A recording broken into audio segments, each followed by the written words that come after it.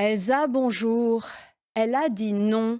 La bédéaste franco-iranienne Marjane Satrapi, auteure de Persépolis et réalisatrice de films, a dit non au grade de chevalier de la Légion d'honneur. Élevée à ce rang par le ministère de la Culture dans sa promotion du Nouvel An, elle a refusé la décoration.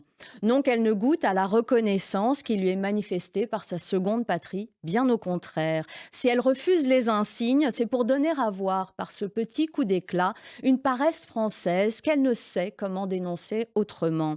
Emmanuel Macron fut le premier chef d'État à qualifier de révolution le soulèvement du peuple iranien contre la théocratie de l'ayatollah Khamenei. Une révolution qui dure, malgré la répression, depuis l'assassinat par la police des mœurs de Mahsa Jina Amini le 16 septembre 2022 pour un voile mal ajusté.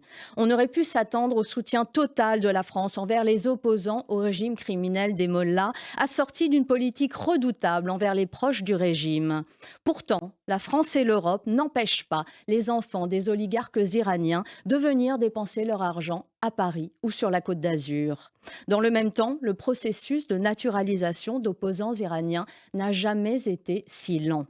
Ils ont pourtant pris tous les risques en témoignant des horreurs du régime islamique d'Iran dans nos médias et justifient d'une parfaite intégration en France. Les voilà promis à la mort là-bas et sans papier ici.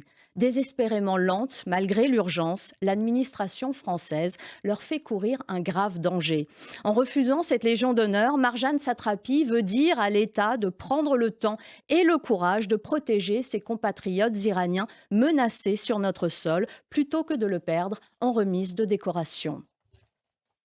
Voilà, vous pourrez lire ce billet dans la revue Franc-Tireur en kiosque cette semaine. Vous y lirez ce billet, mais aussi le franc-parler de Caroline Fourest, bien sûr. Ça s'appelle La force des clowns, où il est question de Javier Milei et Donald Trump qui osent tout, et quel qu'en soit le prix, mais à qui ça réussit, parfois.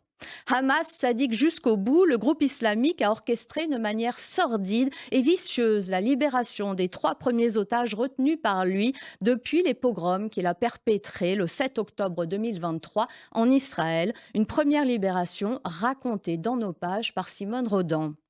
Et justement, c'est Michael Prazan qui revient sur l'objet de cet accord de cessez-le-feu, à savoir un échange otages contre terroristes. Michael Prazan revient sur ces 733 Palestiniens libérés en contrepartie des 33 otages israéliens.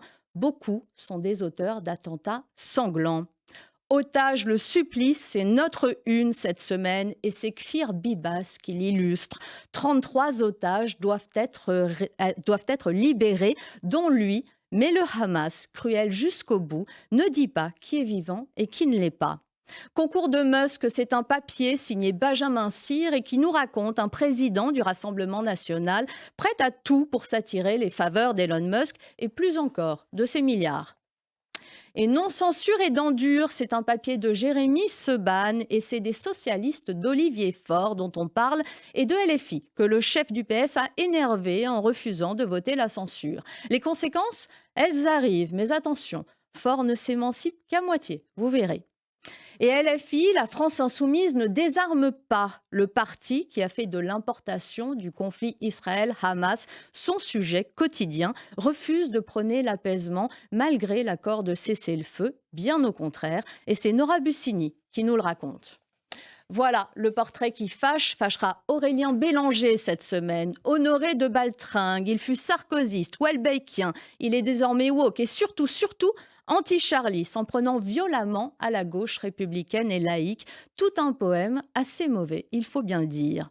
Plein de choses encore dans ce numéro 167 de Franc-Tireur. Et comme chaque semaine, l'éditorial de Raphaël Enthoven. Le silence et la fureur. Et qui nous parle des leçons à tirer de cette lente et sadique libération des otages et du combat à mener pour imposer la vérité sur cette guerre.